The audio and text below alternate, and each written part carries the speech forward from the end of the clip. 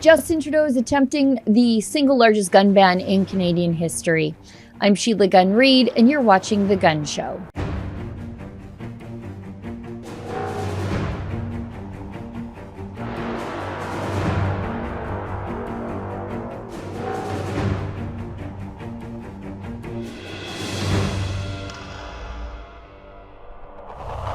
In 478 pages of last-minute amendments to their latest gun control legislation, the Liberals are banning almost all hunting rifles and shotguns in this country. These changes to Bill C-21, the law that bans the sale and transfer of handguns, will directly attack hundreds of thousands, if not millions, of Canadian firearms owners.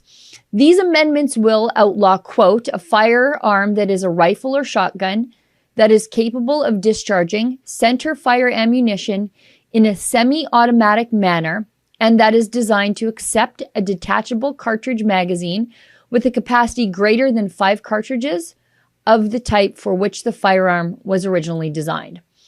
Now, this ban includes the popular and affordable SKS, with around 200,000 estimated Canadian owners of that model. It also includes almost all hunting rifles, with the exception of a few shotguns designed for duck hunting.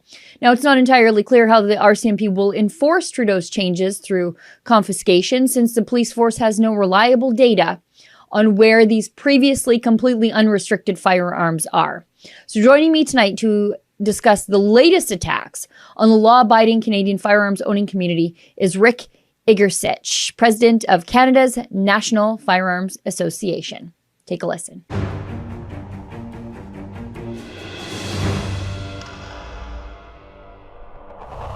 So joining me now is Rick Igercich, the president of Canada's National Firearms Association, to, first of all, break down what Trudeau's latest attacks on the law-abiding Canadian firearms owning community mean for the rest of us. And then we'll get into why he thinks this is happening. Rick, thanks for coming on the show and taking the time to explain all of this. As you and I were talking sort of off camera before we started rolling, us gun owners, sometimes it does feel like we speak a little bit of a different language to people who are unfamiliar with firearms. So why don't you break down for us what the latest gun ban is? Because we've already sort of lived through the grandfathering out of our handguns. Now we've moved on to hunting rifles. Yes, we have. Hi, Sheila. Thanks for having me on your show. I appreciate that.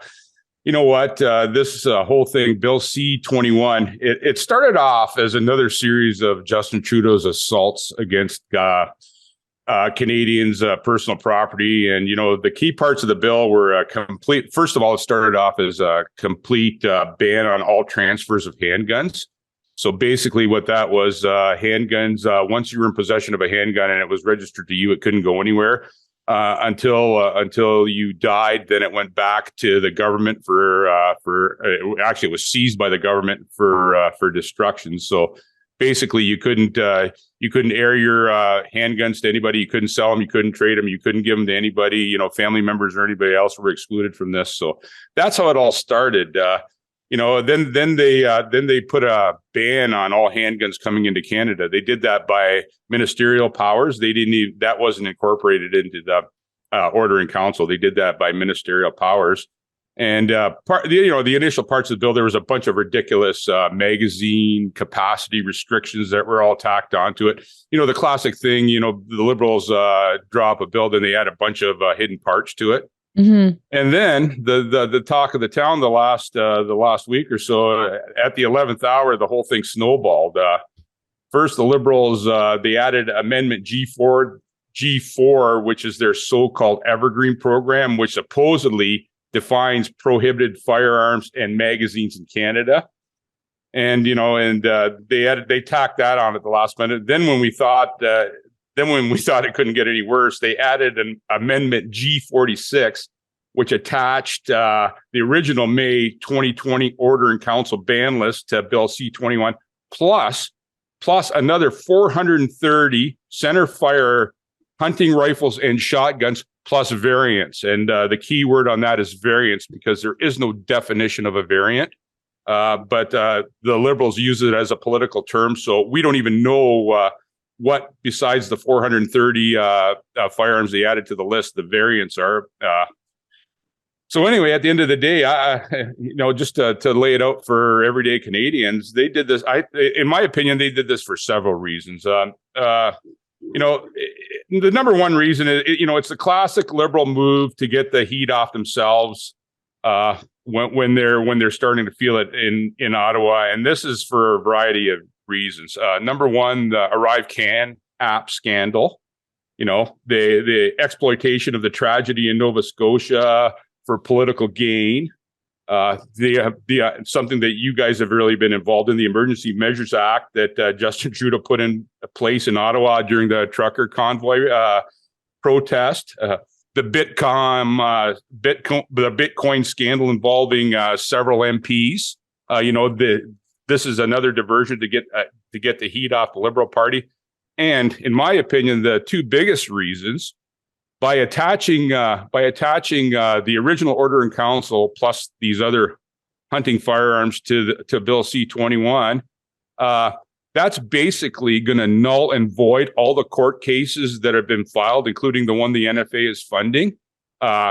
So if this bill becomes law, all those court cases will be nullified, and they will no longer exist because there was a lot of holes in the order in council, and they knew that. And so I think this is a reason they attach it to the bill. But the big thing too is when they attached the original order in council to this bill, and with the other 430 firearms that they just pulled out of the blue, they did not talk about any sort of buyback or compensation for these firearms. So I think the Liberals realized that this was going to cost them billions of dollars. So in their Justin Trudeau's twisted wisdom, he decided he was going to attach this to this bill. So to save billions of dollars in his already over excessive spending. So, that's basically my take on it. And I hope everyday Canadians can understand that this is more than just about firearms. This is the government, seizing your personal property. It goes well beyond firearms. What's next? Hunting knives. What's next? White vans. It's a definite overreach by the Liberals, and we at the NFA, we're going to do everything we can to prevent this from happening. Right now, we're working with our legal team, and I don't have a lot to comment on that. We're keeping our cards fairly close to our chest because we don't want them to get a hint of what we're doing. So we're definitely working in the background, and just when it comes to light of what we're going to do, we're definitely going to release it to everybody. Yeah, it does feel like the Liberals are scapegoating the most law-abiding part of society, statistically speaking, to distract from their own scandals. I think you're right there. But from the very beginning, I mean, it was a lie from the very beginning, and it was wrong from the very beginning, because in that first order in council that banned 1,500 popular models of Canadian firearms, including a 410 bird gun, that its biggest crime was looking cool on that one. They said from the very beginning, this is about getting military grade assault weaponry away from the people who shouldn't have it. And they kept saying, this is not an attack on hunters and sports shooters. We will never touch those guns. This isn't about that. But then when they include center fire in this, it touches all of those. This is a direct attack on hunters and sports shooters. Although, I mean, it always was before, but now we're specifically targeting those rifles. Can you explain to, again, the people who may not know a lot about firearms, what it means by targeting the center fire rifles? Okay, in the original OIC, most of those rifles, except for a few 22 rimfire rifles, were all center fire rifles. But now, I think more than center fire, I think what they're targeting now is hunting rifles, hunting and sporting rifles. Center fire rifle is just a type of cartridge that is fired with a firing pin into a primer of the center of the cartridge, which really doesn't really come into play a lot. But I think our focus it needs to be more towards the hunting rifles. Yep. They're banning rifles that were built for nothing more than hunting or sport shooting. And by doing that, they, some of these rifles have different configurations. And so if you take a basic center fire, I'll actually use a rimfire, for example, a Ruger 1022 rimfire, which is probably the most common 22 farmer's rifle in Canada right now. And you put a different stock on it with a grip that's more ergonomic, so your wife or your young children can shoot it better because of smaller frames. Then all of a sudden, well, it looks like an assault rifle, so let's add that to the list.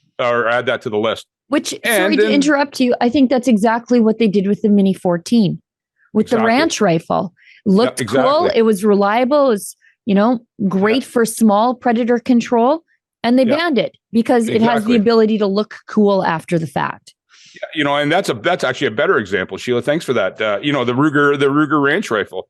It was a semi-automatic center fire rifle that, by Canadian law, is limited to 5 rounds magazine capacity.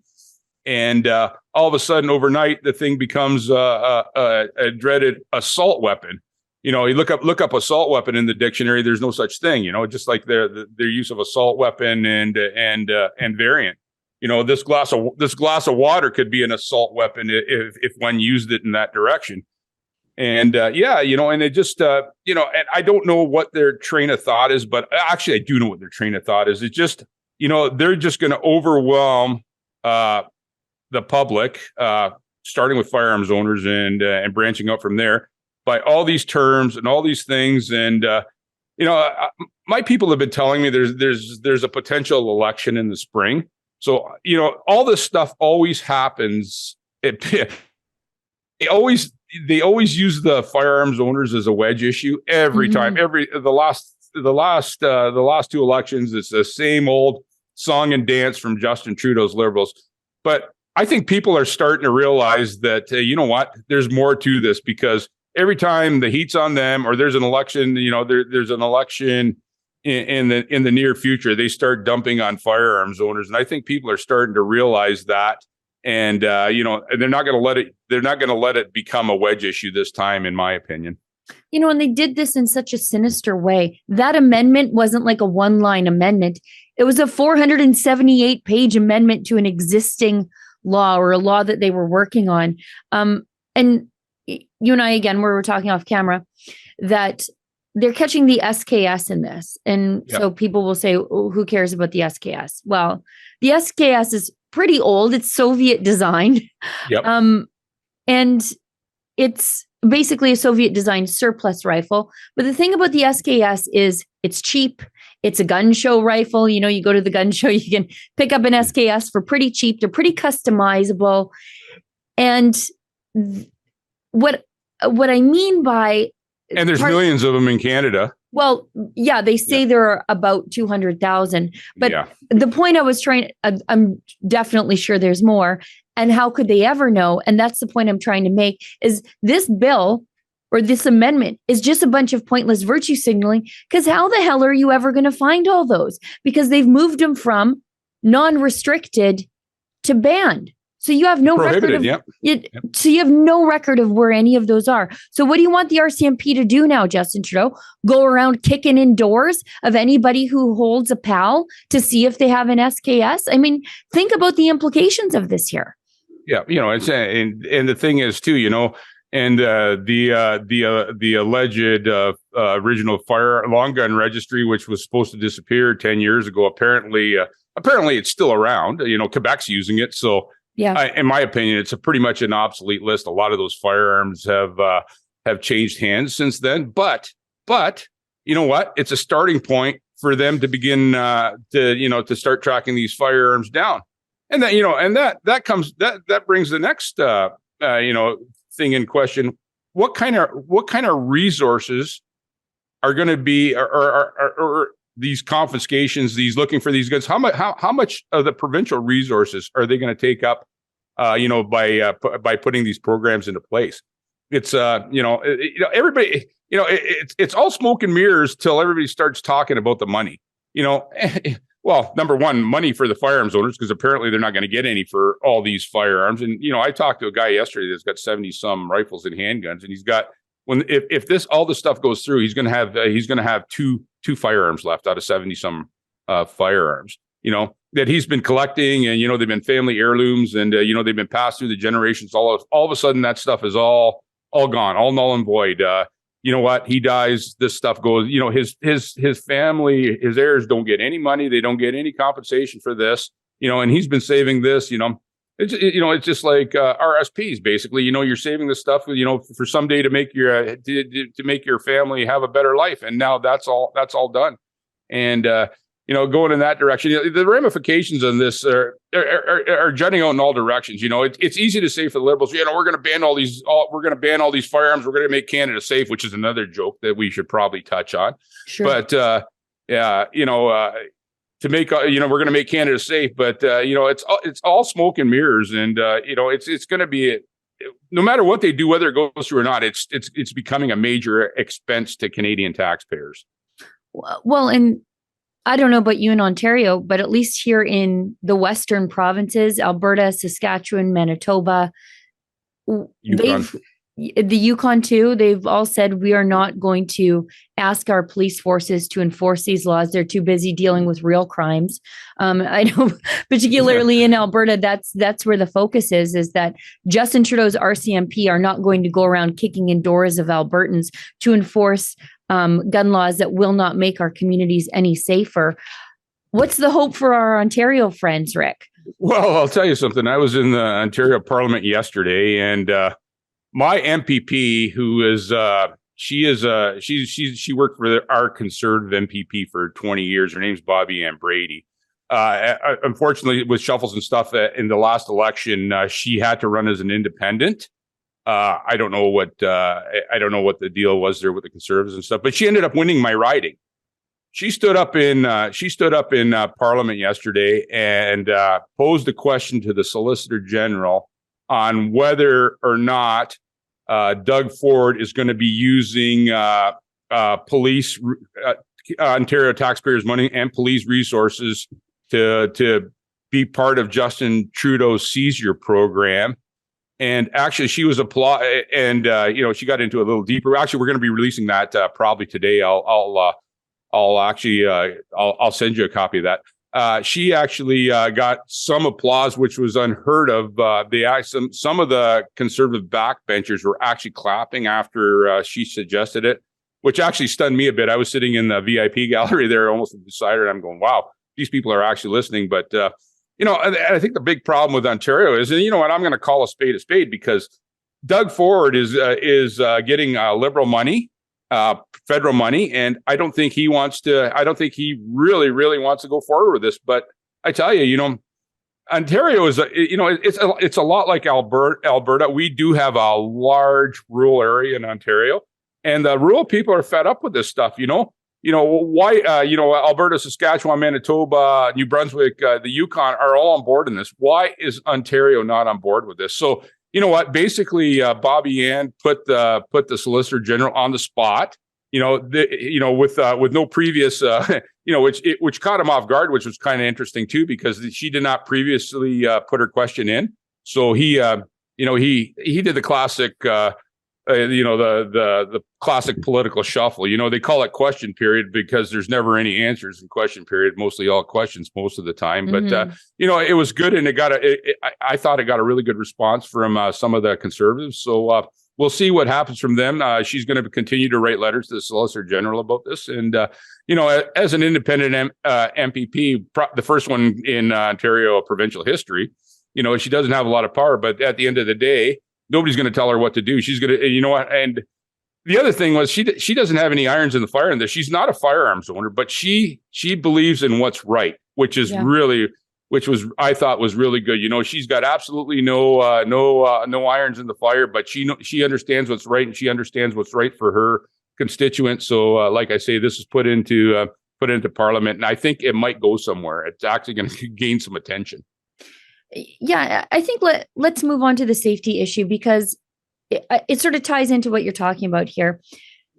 When you look at the size of Toronto, it's larger population-wise than I think Alberta, Saskatchewan, and possibly Manitoba combined. There's about 10 million people. The Greater Toronto, or six-ish, maybe I think it is. Yeah. So that's greater than at least Alberta and Saskatchewan combined. And the people who live in Toronto, you never have to leave the city. Ever. Exactly. Like you can like live and die in the city of Toronto and never set foot outside to see how the other half lives. I think in Alberta and Saskatchewan, at least, even in our big cities, even in the socialist hellscape of Edmonton, you do have to once in a while venture outside of the city. You do realize that there are things that exist in between Edmonton and Calgary. There are people living their lives another way.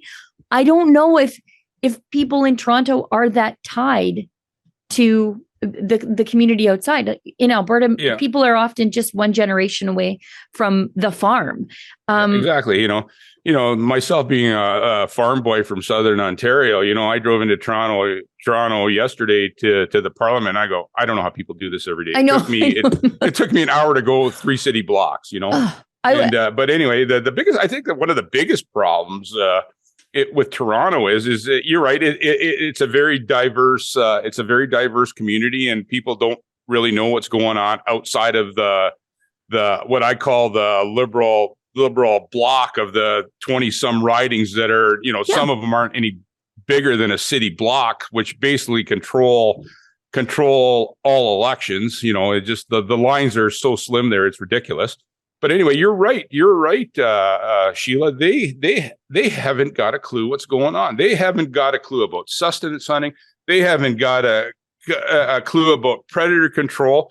If there's a coyote eating mine or your chickens, that coyote is going to be dispatched. It's affecting what we do, our husbandry, our farming. And people have no idea. And I think and that's one of our biggest struggles, yours and mine, is to reach these people and make them understand that things are a little different out in the rural areas. Well, and I think this is, and I'm not blaming the people who don't know these things. I'm blaming the people who are purposefully scapegoating everybody else for the problems of the progressive big cities. Where are the conservative MPPs in Ontario to do their best to dispel the myths about firearms owners? Because if your only experience is gun violence in Toronto, of course, I understand why you're scared of guns. But if you put it to them, those guns are trafficked across the border from the United States. Those people carrying them illegally around playgrounds have not gone through the daily vetting that you and I go through to own our firearms. I think you can change hearts and minds, but liberal politicians play on the naivety of the voter. And I don't think conservative politicians, particularly the MPPs, are doing themselves any favors. You know what? I agree with you, Sheila, too. And things are a little different in the West where you are, because it's mostly rural. But, and that's the thing, and it's lack of education. And it's not just lack of education to the citizens or the constituents of the riding. It's lack of education to these MPPs. Yeah. A lot of these MPPs don't have a clue what's going on. I talk to a lot of these people, and I talk about gun crime, and I talk about smuggled firearms, and and Justin Trudeau, lowering mandatory minimum sentences and stuff, and none of that stuff clicks. Yeah. Although give the Solicitor General of Ontario credit, he did mention that 90% of crime is done by illicit smuggled guns. So he did actually mention that in Parliament yesterday. Kudos for him for mentioning that. Of course, he skated around the issue of whether or not Doug Ford's going to jump on board with not funding police to do these seizures. But he did. I think because he was caught off guard, he did let some of the stuff let the cat out of the bag on some of the stuff, and it was actually pretty good stuff. And he did touch on that. Which I appreciate. He did make the comment that 90% of all crime in Ontario is done by illicit firearms. So, which is, if there was nothing else gained by that was a good thing that he did make that statement in Parliament. Well, and the Liberals know this. When they're snatching your guns and my guns and making sure that my daughter can never use my father's firearms, that's her only connection to him, because he died before she was born. The Liberals know that it is a poisonous lie to scapegoat hunters and sports shooters for the crimes happening in places like Toronto. In fact, it is the Liberals who are responsible for that, at least in part through their open border policies. They have, you have people walking across the border, just strolling in across the border. They bring with them all manner of contraband. And instead of dealing with that, the Liberals increasingly take the path of least resistance because they know those people over there, they go about their business every day to follow the rules. Why would we worry about the people who don't? Yeah, we talked about this the last time we spoke, and it was about their go-to is guns and discrimination every time. Yeah,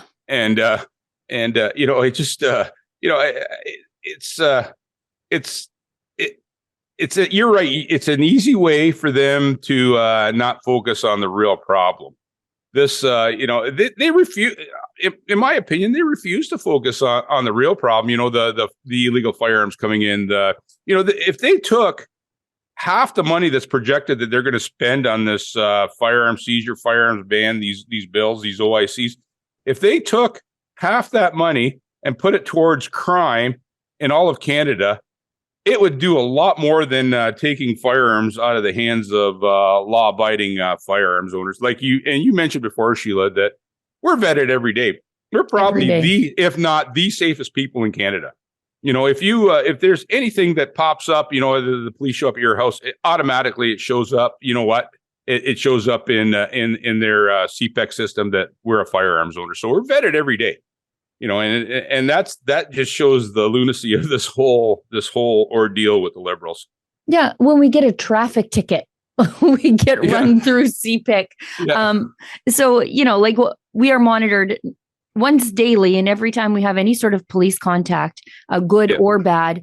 And boy, wouldn't it be great if they spent those kind of resources on just intel on the gangs in Toronto, Montreal, and Vancouver. But no, again, take the path of least resistance and pat themselves on the back for doing something about it. And good job, Justin. Good job, Justin. And bringing in absolutely unenforceable gun bans. You can't ban basically everything except a smattering of duck rifles or duck shotguns and then say, we're definitely going to enforce this. Is it absolutely impossible? Now, you guys at the NFA are doing great work. How do people support the work that you're doing and find out about what you're doing next? Well, you know what? The biggest way is, you can visit our website, nfa.ca, become a member. Most of the money, except for office staff and some incidental, goes back into the firearms lobby and us lobbying for your rights.